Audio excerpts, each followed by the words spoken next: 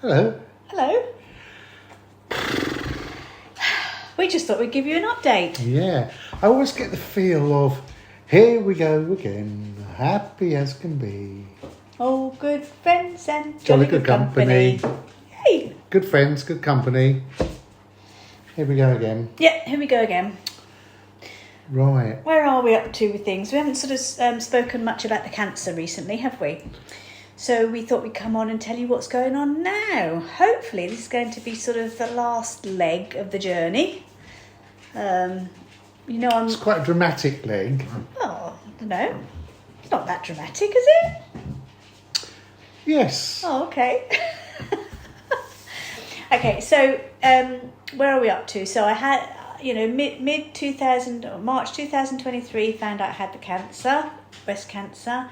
And I'm sure you can read all my journey. Went through the chemotherapy, went through a mastectomy of my left breast and my lymph nodes, and had some radiotherapy, and then was told, lovely, cancer-free, apart from potential lymphoma, but never mind, we'll talk about that another day if anything comes of that. But so far as the breast cancer is concerned, no cancer, so all free. So the next stage of this journey, and this is quite important, and I'm just going to step in there, so I do apologise if I've butted in, but if you're in the situation where you're about to go through this, then listen, because I think there's a lesson here. Well, isn't yeah, there? the thing is, when you're going through the cancer treatment and you're putting your hands in the hands of the oncologist, the breast surgeon, and everybody else that's looking after you, it's all roller coaster ride. Just keep going. Chemotherapy, surgery next, radiotherapy next, and it's all to save your life, because they just want to get rid of the cancer and everything else. And then what you're left with then is a rather unevenness. There's nothing here at all, and then I've got this big boob. So I could continue in life just with having one boob and everything being a bit lopsided. I could. Well, this is it. Now I've got choice. Is my point. That's the point I was trying to make. All the way throughout of this, you have no choice whatsoever. You just have to go along with the flow, and you have to do whatever it is that they're telling you to do in order to save your life. Then suddenly it stops, and you're left on your own for a little while to your own devices. You're taking your letrozoles and your abemaciclibs and all the other wonderful things that give their own side effects and everything else. But you are left then with just this get on with life thing. Your hair comes back, you feel okay again, and then you're left with this. Life starts to almost resume normality, doesn't it? Yeah, absolutely. And you sort of leave this fear of cancer, hopefully, behind you, because otherwise it would drive you nuts. So you just leave it back. And then you're faced with, you then have a choice on how you deal with this lopsidedness. But do you? Well, this was the thing, wasn't it? This is the thing, yes. You have a limited choice unless you push for it. Yeah. So I went to see the plastic surgeon, because that was the next step. The breast surgeon said to me, right, now you need to go and see the plastic surgeon who's going to do the reconstruction of your breasts. So I went to see the plastic surgeon, and the plastic surgeon basically gave me 3 options. He said, you can have silicone implants. We'll work it out, and you can have it reconstructed with silicone. Or we can take your tummy and all the little capillaries there, and give you a bit of a tummy tuck, really. Take that away and replumb it here. He used the analogy like a radiator. Or you can stay as you are. And I said, okay. No, he offered you a reduction. There was 4 choices then. Yeah. Yeah, so he said you could reduce this side, or you could stay as you are. So I looked into the silicone implants side of things, and because I've had the radiotherapy, anyway, regardless of, with silicone implants, you've got to have it redone every so often, and they sort of say every 10 years or so. I think it's they say if you haven't had any radiotherapy, it's every 10 years or so you have to have the implants replaced. That's right, but because of the radiotherapy, that time comes down to 6 to 8 years. Yeah, possibly 6 years, isn't it? Yeah, so I was like, okay, so I have a silicone implant, but that's nothing I can forget about. And don't forget, I'm nearly 60. I want all this over. I don't want more surgery in the future. But if I have silicone implants, I've got to go back in for surgery to have it redone. So I didn't want that because it's a maintenance thing, and I don't want that, you know. Before I had the cancer, I wasn't going to have anything like that, so I don't want that maintenance thing. I never have wanted that. That's another reason why I never had a boob job years ago, because I didn't want all that maintenance stuff. Okay, so then the tummy tuck, they call it the Dieppe flap. The tummy tuck, where they reposition your tummy to your breast. Now, interesting, wasn't this what the Duchess of York had, Sarah Ferguson? I think so, yeah. She had something similar to and this, a lot of people have this, yes. Don't get me wrong. But again, you know, I'm nearly 60. It's a big operation, a huge operation. It takes all day in surgery, apparently. And even though I was going privately, I would still have to pay or wait 4 or 5 years on the NHS for it. And it would be a big, long recovery period as well. And it's a massive operation, because it's not just the breast you're recovering it's the tummy from as well. It's a massive operation on the tummy as well. So I thought, no, I'm not looking forward to that. I don't want that at all. Then the reduction. So let's talk about the reduction. Okay, let's just take this one off then. I said, no, we can't take it off. I said, what do you mean you can't take it off? He said, we can reduce it.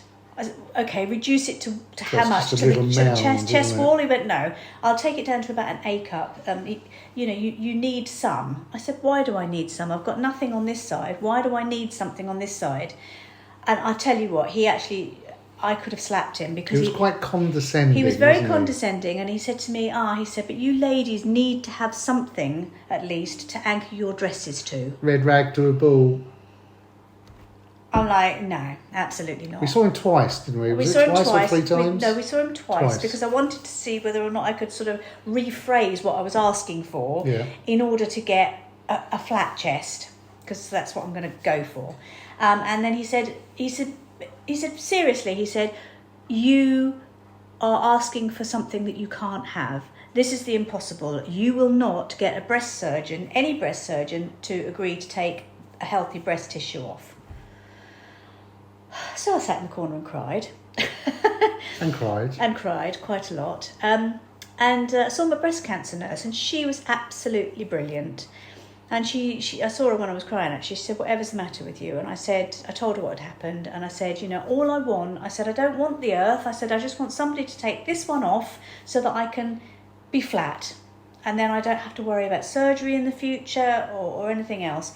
And she said to me, well, let's book a call with your breast surgeon. She said, I'm sure he'll take it off for you. And I said, well, the other one just told me that they wouldn't take it off. And she said, let's have a word with him. She said, I'm sure. She said, if you've been through everything, she said, and you know what's in your mind, she said, let's talk to him. She said, it's called symmetry. She said, that's all it is. She said, it's just making it symmetrical. She said, for you to be able to cope with the rest of your life.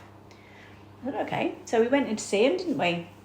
And didn't even quibble, did he? Didn't quibble. He said, explained to him how I'd been to see the plastic surgeon twice, and how I'd gone through all of these options and everything else, and how they'd told me that I couldn't go back to the chest wall.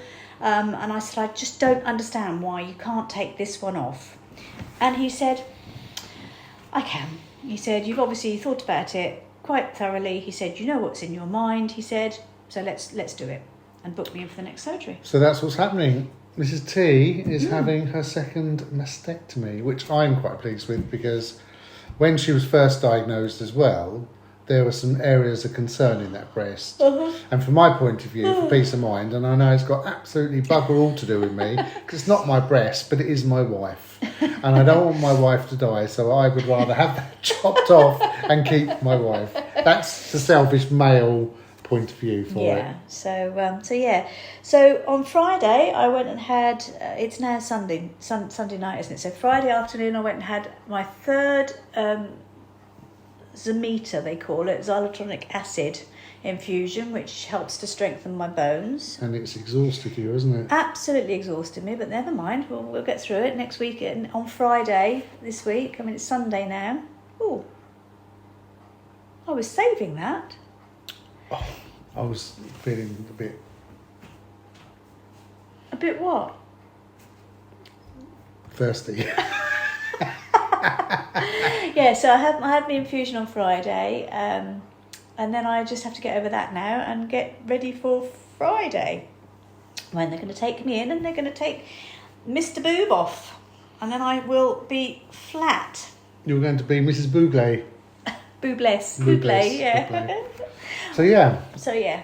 But not taking, and the difference between this one as well and the last one was they're not taking her lymph nodes. No. So we're praying that It's going to be a couple of weeks, and it's I'll be not over. going to be quite as painful, and the recovery is going to be a bit quicker because you haven't got that evasive surgery going in under the armpit, have you? Yeah, people say to me, "How long is it going to take to recover?" And I honestly don't know, because when I had this side done before, I'd just come out of the chemotherapy. I was absolutely shattered from that anyway. Then I had the lymph nodes and the mastectomy, and then pretty much recovered from that and went straight into radiotherapy. And that killed me, didn't it? For a couple of Didn't months. kill you. It Well, saved didn't. your life. No, it did. Yeah, but actually. it made me very very Tired. tired for some time. So yeah, I don't know how long it's going to take. I can't remember. It's a bit like giving birth. You can't remember what the pain was like. So I can't remember. No idea. I can't remember. I can't remember when you gave birth. Yeah. So that's us really. That's it. the update. So we'll. I'm sure we'll come back to you once you've had the op Oh, can't wait. and let you all know how it went on. Anyway, we opened a bottle of champagne tonight because it's like It's the Christmas champagne, actually. Yeah, it is We the thought Christmas champagne. It's a good excuse. It's a good excuse, and You know us, we do like a tipple. that's nice. Ooh, Right, and it's another way as well of getting me through. You're very good at this. Little bite-sized chunks. If you start thinking, oh my God, I've got a great big thing to deal with, then it overwhelms you. Everything overwhelms you. But I have not noticed, funnily enough, and I said this to you the other day, this surgery you are more anxious about than you were about the surgery last year. I think because we were on that roller coaster of emotions. We'd gone through all the chemo. Chemo had to end really quickly and surgery was going to happen, and we just rolled straight into it, whereas you've had a build up for this surgery, and I've noticed how you've been getting a bit ranty at times. ranty, yeah, a little bit, Everything's got on top of me, hasn't it? Yeah, it does. Things are getting on top of you, No. and I think sort of inwardly it's affected your mental health bit, but it also, I think it's the relief because we're coming towards the end of the journey, hopefully. Yeah. I must admit, I am more anxious about this surgery because it's a choice. Yeah. I didn't have a choice before, and then you sit there and you think, am I making the right choice? Am I going to miss my breasts? Should I have had them reconstructed? But I don't think. I'll let you know in a couple of years' time, guys. But I don't think I'm doing the wrong thing. I've been pretty. You had a conversation with my mum today. My mum's old mum. She's 94. Yeah. A couple of weeks' time, and she said, and I think you said, you were offered a couple of, what were they called? Cozy inserts. Cozy inserts, which you're going to keep in the cupboard because if in one day that you want to pop a bra on and oh yeah, but I'll have nothing to anchor them to when I wear my pretty dresses. So I'll stick some staples in your neck.